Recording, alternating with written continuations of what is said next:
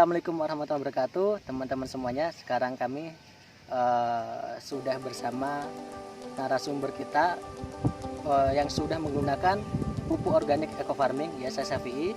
Ini Pak siapa? Saya Acep dan saya Anjar. Aja akan berbincang-bincang ya perihal bagaimana penggunaan eco farming di lapangan ya. Oke, saya tanya Pas. Tadi kan kita sudah jalan-jalan ya, kita udah melihat beberapa tanaman dari cabai, tomat, kubis gitu kan. Nah selama ini nih bagi kita nih yang tidak pernah tahu dunia pertanian gitu kan, saya melihat bahwa eco farming kan kemasannya sangat kecil ini ya.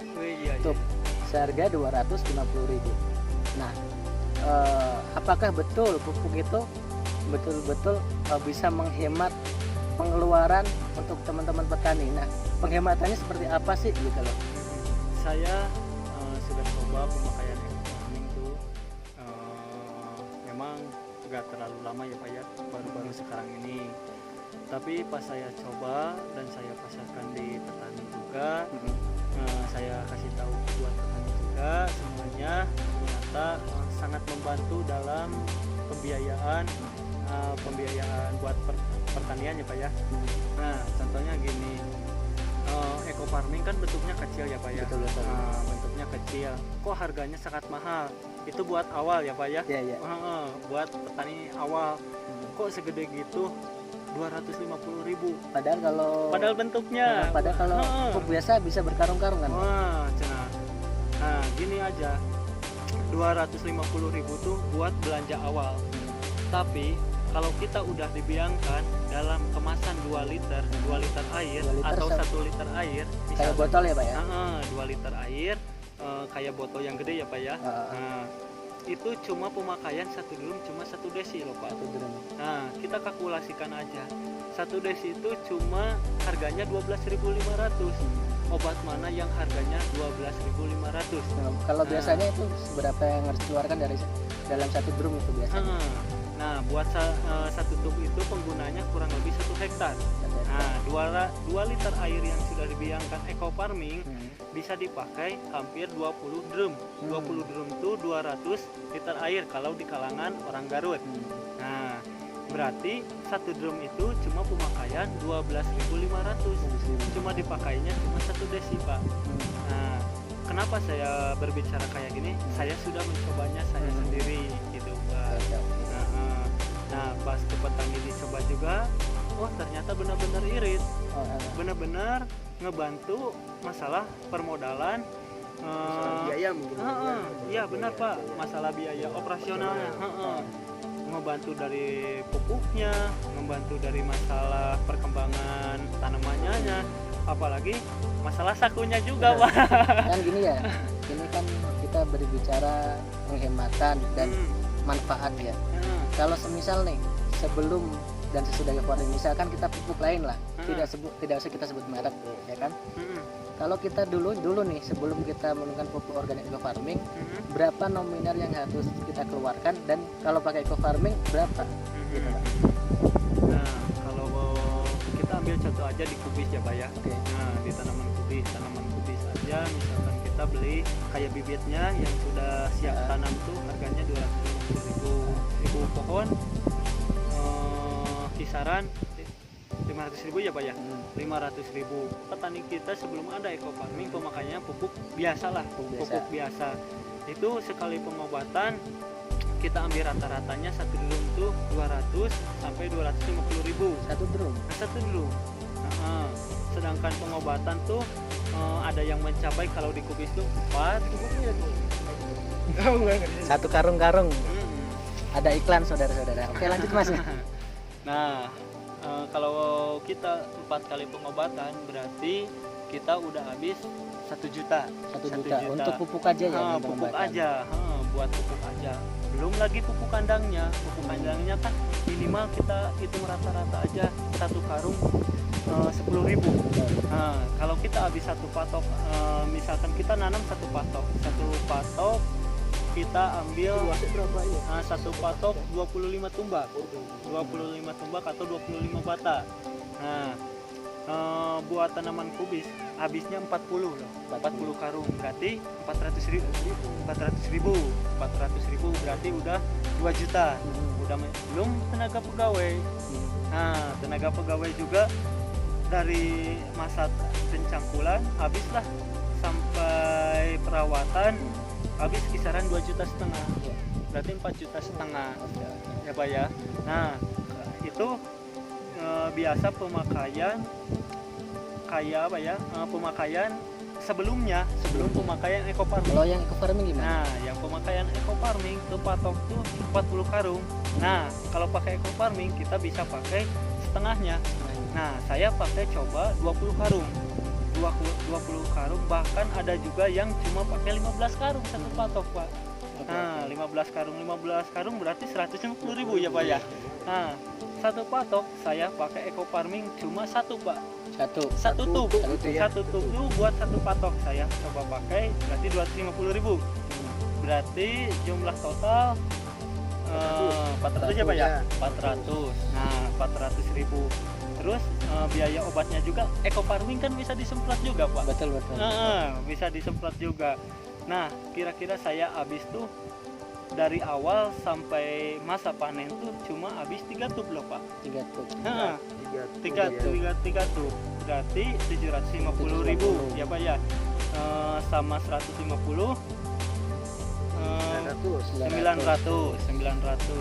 tambah pegawai juga kan nggak terlalu signifikan Pak kalau pakai eco farming.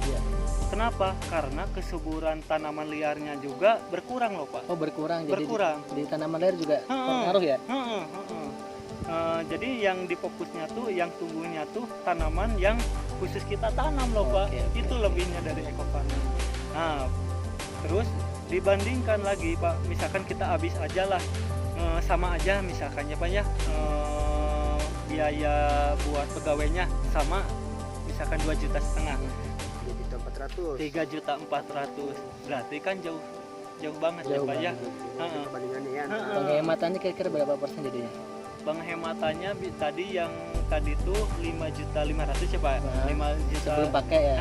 Sebelum pakai eco farming. Kalau sudah pakai eco farming cuma habis nominal 3 jutaan lah ya. 3,400.000. Lumayan enggak? Udah sisa 2 jutaan ya Pak ya. 2 jutaan ya lumayan. Terus ke ini Pak, hasil panennya tuh Pak, kalau saya yang sudah coba sama petani tanaman apa Pak? Dari tanaman kubis, luar biasa Pak. Kelihatan perubahannya pas saya lagi pas saya awal coba di testimoni di tanaman kubis saya sama Pak Cecep sama yang lain sama kawan-kawan, luar biasa berbeda Pak. Yang memakai pupuk biasa cuma keluar 2 ton juga kurang. Dalam ukuran petak tanah 2 patok.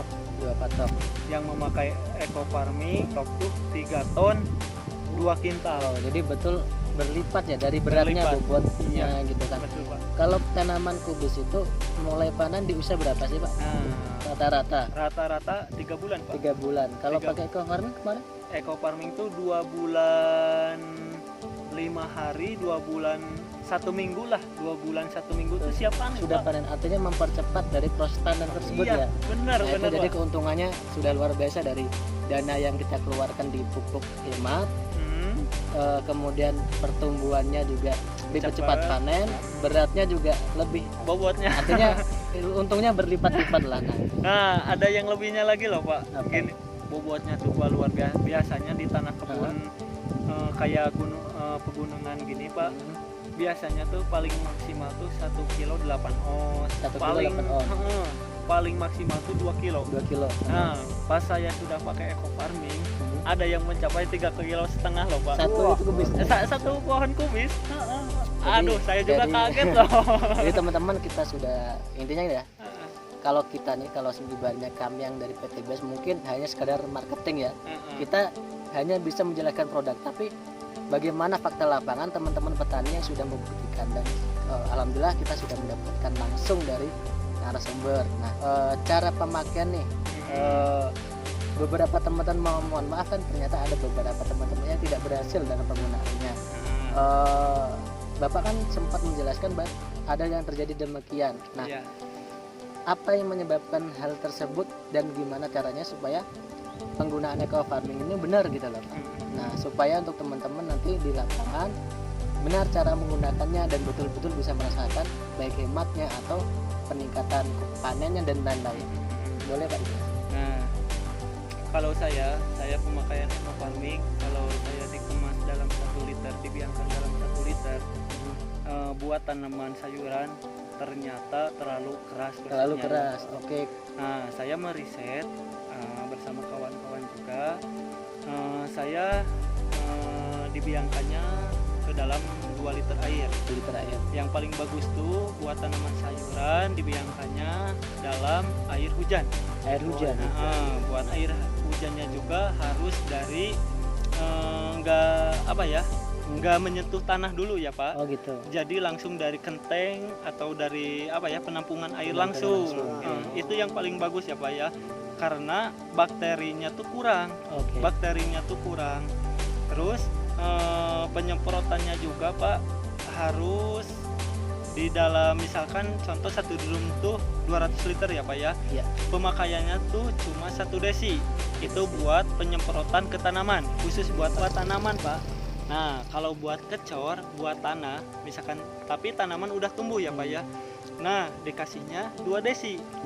2 desi air yang sudah dibiangkan, eco farming yang sudah dibiangkan dalam air, dalam kemasan 2 liter. Dikasihnya 2 desi buat tanah. Kalau buat pohon, kita kasih 1 desi per 200 liter air. Ya, mereka nanti teman-teman menggunakan eco farming dan melihat kok belum berhasil, jangan putus asa dulu. Iya. Mungkin kita coba teliti caranya apakah sudah benar. Mungkin kita lihat tadi seperti penjelasannya dari tekstur tanah yang ada di situ, jenis tanaman itu juga pengaruh sama Iya. cuaca ya Pak ya. Iya. Begitu. Yang penting kita ambil aja ya Pak ya dalam 3 faktor. Kita ambil dari tanah, dari air, terus dari bibit. Nah, kenapa kok bibit misalkan terserang hama? Kita lihat tanah sama kandungan air yang kita kasih. Airnya bagus, tanahnya bagus, bibitnya bagus. Kita lihat lagi dalam cuaca. Cuaca bagus, tanah bagus, air bagus, bibit bagus. Kita lagi kita lihat lagi cara pengobatannya juga. Apakah benar secara teknis atau mekanisnya juga. Nah, itu aja Pak. Farming tuh khususnya buat tanamannya Pak ya. Airnya tuh harus air jauh dari bakteri. Nah, misalkan air hujan yang sudah ditampung bagus loh Pak. Makanya kayak kalau di pertanian kita tuh air hujan, air sungai, yang nggak boleh tuh air yang tercemar dari kotoran sapi, nggak boleh loh Pak. Nggak boleh. Nanti pas kena daunnya tuh rusak loh Pak. Oh, misalkan seperti Rusak. Itu termasuk hama juga Pak. Bagus lagi gini Pak. Eco farming tuh yang paling bagus reaksinya ke tanaman tuh kalau bisa semakin lama kita biangkan dalam jangka waktu minimal 1 minggu 2 minggu, waduh bagus banget Pak, reaksinya kelihatan banget. Sekali pengobatan aja 2 hari udah kelihatan reaksi perkembangan tanamannya. betul. Oke. Untuk eco farming kan harus dibiangkan ya. Iya. Itu kalau teman-teman harus dibiangkan berapa hari sih yang benar yang harus betul-betul kita lakukan? Kan ada yang bilang cukup 1 jam, ada sekian. Nah, realnya berapa lama Pak harus dibiangkan biar hasilnya maksimal? Minimal kita biangkan 3 hari Pak. 3 hari. 3 hari. Minimal 3 hari ya. Minimal 3 hari.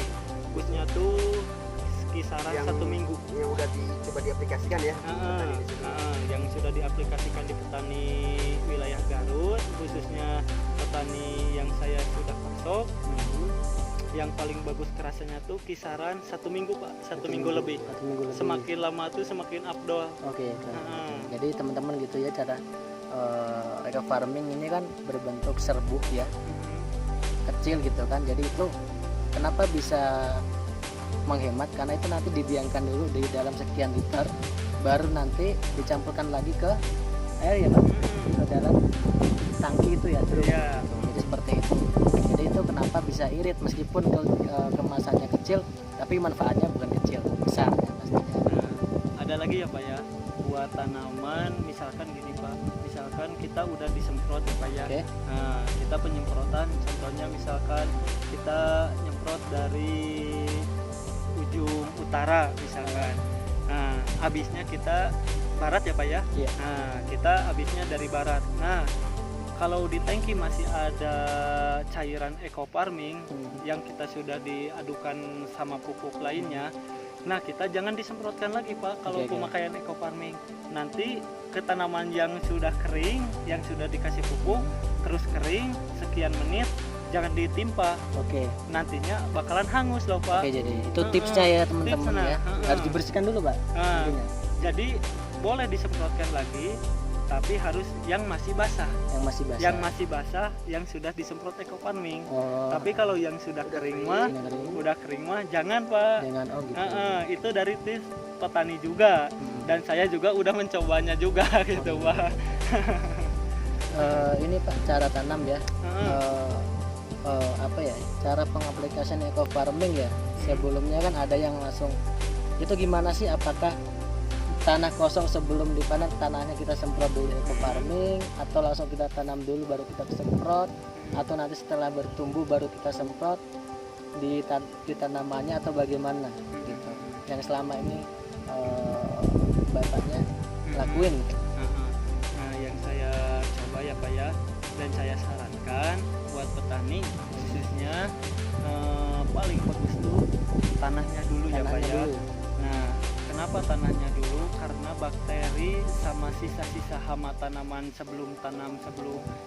tanaman sebelumnya masih mengandung bakteri ya Pak ya. Oke. Nah, kita tuntaskan ternyata sama eco farming. Nah, dituntaskannya sama eco farming. Nah, bisa dilakukannya sebelum masa tanam, sebelum lagi masa pupuk kandang juga Pak. Nah, kalau bisa mah apa ya, tanahnya dulu Pak, tanahnya. Nah, disemprot gitu ya. Disemprot. Nah, sesudah disemprot kita simpan selama 2 hari Pak. 2 hari. Oh. Setelah semprot didiamkan 2 hari. 2 hari. Nah, sesudah 2 hari kita tabur lagi Pak. Tabur lagi sama pupuk kandang. Bukan Nah, pupuk kandangnya kita seberot lagi oh gitu. pakai eco farming Pak. Tapi pupuk kandangnya biasa kita memakai misalkan 6 sampai 40 karung, kita bisa mengirit lagi sampai 20 karung ya Pak. Oh, dikurangin setengahnya gitu ya, dikasihnya. Dikurangin setengahnya karena eco farming juga termasuk pupuk kandang juga Pak. Oh iya. Nah, kita semprot lagi, sesudah kita semprot, kita tutup lahannya Pak. Lanjut Tutup. pakai plastik itu Pak. Bukan. Oh, Busa atau belum Pak, Belum. kita masih tutup tanah aja. Tutup tanah. Udah tutup Oke. tanah. Nah, kita semprot lagi atasnya Pak, yang paling bagus tuh. Tanah yang udah dinaikin kita semprot lagi, sesudah semprot kita tutup pakai mulsa, plastik mulsa yang pakai tutup, yang pakai plastik lah Pak ya. Ya. Kalau yang tidak pakai gak apa-apa. Oke. Nah, sesudah ditutup kita simpan selama 1 minggu Pak. 1 minggu itu proses dari penyiapan lahan sebelum tanam ya Pak. Iya, kita Artinya banyak fermentasi. proses dulu ya teman-teman ya. Yang paling bagus tuh, tapi jangan dikasih lubang dulu. Oke, jangan kasih lupa. Supaya pematangan antara eco farming, pupuk kandang sama tanah tuh bisa menyatu Pak. Oke. Nah, kalau sudah 1 minggu udah siap, kita kasih lubang, kita simpan lagi selama 2 hari supaya kadar penguapan airnya keluar dulu, kadar uapnya, panas tanahnya juga, karena pematangan di dalam tanah antara pupuk sama tanah tuh benar-benar panas sekali Pak. Gitu. Lagi sebelum tanam tuh kasih air dulu lagi Kasih Pak. air. Air biasa. Air biasa. Oh, air biasa. Jangan pakai eco farming, Oke. jangan, karena dalam tanah sama pupuk tuh udah Sudah ada. ada. Sudah mengandung ya Pak ya. Kita air biasa aja, air biasa, kisaran 1 jam, udah 1 jam kita tanam. Wah, itu langsung karena tanaman muda tuh akarnya tuh masih lunak ya Pak ya. Setelah ini Pak, setelah kita penanaman bibit, Hmm. itu masih ada tahap penyemprotan eco farming atau sudah selesai sampai di situ? Oh, masih ada Pak, masih ada. Nah, kita udah masa tanam kisaran 7 sampai 14 hari akarnya tumbuh dan meresap air, nah kita 14 hari ya. 14 hari kita semprot lagi. Semprot eco farming. Semprot lagi pakai eco farming. Ke Nah, tanah itu apa ke daun? buat langsung ke tanamannya bisa, buat tanahnya juga bisa, Pak. Oke. Kasihnya saya sarankan buat tanaman muda kasih 1 desi aja. 1 desi per drum. Tapi tetap didampingi sama pupuk lainnya juga. Tapi kadar dosisnya kita kurangin. Kita kurangin. Nah, sesudah 14 hari kita nunggu lagi, Pak, selama 2 minggu ke depannya. Nah, kita pakai lagi eco farming.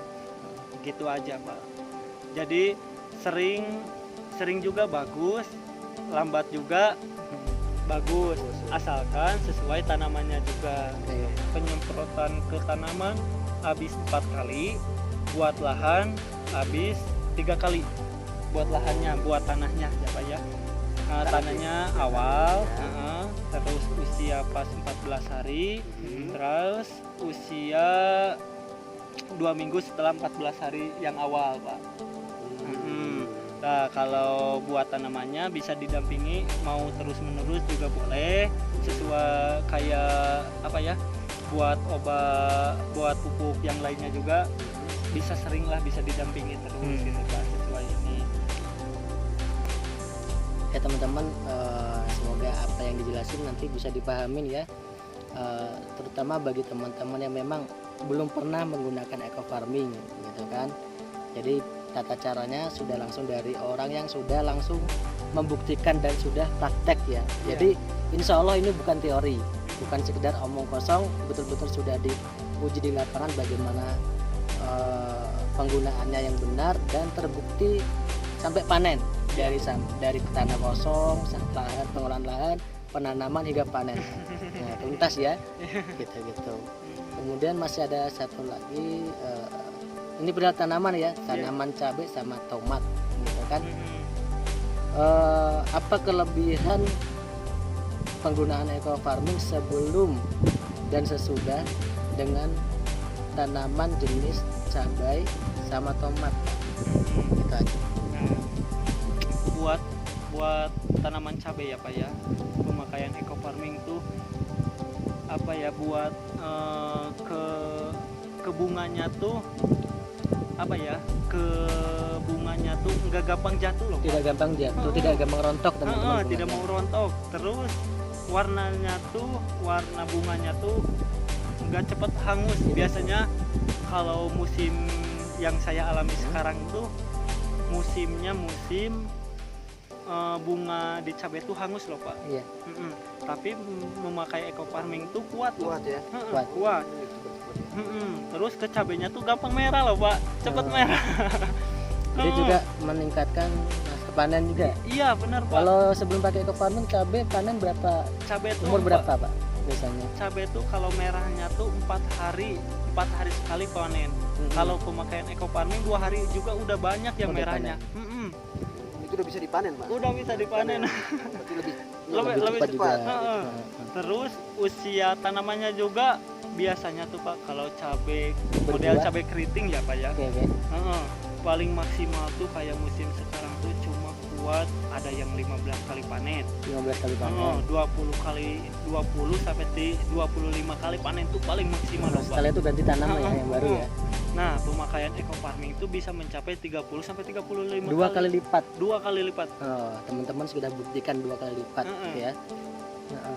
Dan ya bukan saya yang berbicara ya, Pak ya, petani juga gitu ya. Ini ya sudah mengaplikasikannya gitu ya.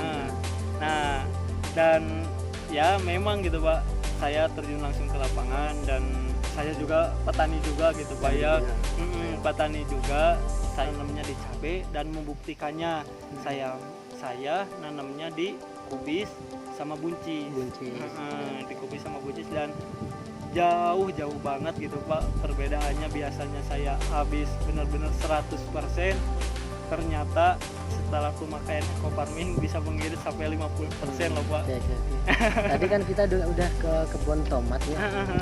Jadi benar-benar itu juga di buah tadi saya lihat kayak lebih apa ya, warnanya lebih bagus Lebih ya. bagus ya, Lebih Pak, ya. bagus, buahnya lebih banyak ya Pak. Kalau Iya, benar. kalau sebelum pakai eco farming bisa nyampe berapa kilo Pak kalau itu Pak, buah tomat itu? Sebelum pemakaian eco farming nih, yang rata-rata di pertanian kita, di pertanian di sini Pak ya, cuma sampai paling maksimal itu 3,5 kilo per 3 kilo pohon. ya per pohon ya. Yang memakai eco farming yang tadi Bapak lihat bisa mencapai 4,5 kilo sampai 5 kilo per pohon. Pohon. Itu lebih dari maksimal. Itu yang lebihnya dari pemakaian eco farming. Warna juga Pak, warnanya lebih cerah. Lebih cerah. Kayak yang udah dilap loh Pak. Lebih mengkilap ya. Padahal belum apa ya, Belum belum kita dilap, gosok. belum kita gosok. Dan apa ya, sama pengepul juga nggak banyak nawar loh Pak. Kayak buat tengkulaknya juga nggak banyak nawar, udah buat Jadi, saya aja langsung jadi aja gitu Itu Pak. kualitasnya betul-betul Bentuk bagus ya. itu Pak. Saya rasa itu ya cukup atau gimana, cukup ya. Alhamdulillah kita sudah berbicara cukup panjang ya perihal eco farming ya. Kenapa? Supaya lebih mendetail ya kan, karena banyak sekali pertanyaan seperti di hal itu, terutama di harga, iritnya di mana, penggunaan seperti apa. Kita tadi udah dapat semuanya. Kalau bagi teman-teman yang nanti ada pertanyaan, nanti bisa sharing-sharing dengan petani langsung, karena insya Allah mereka lebih paham perihal pupuk seperti ini dan cara pengaplikasian. Dan bagi teman-teman yang masih belum tahu caranya atau mungkin pernah pakai dan belum berhasil, kita coba belajar lagi. Mungkin ada cara yang salah, kita bisa cek tanah kita bagaimana jenisnya, cuacanya sedang seperti apa, tanaman apa yang kita tanam, paham ya, Iya. cuacanya Betul, seperti apa. Mm-mm. Mungkin sekian. Terima kasih. Assalamualaikum warahmatullahi wabarakatuh. Salam sinergi.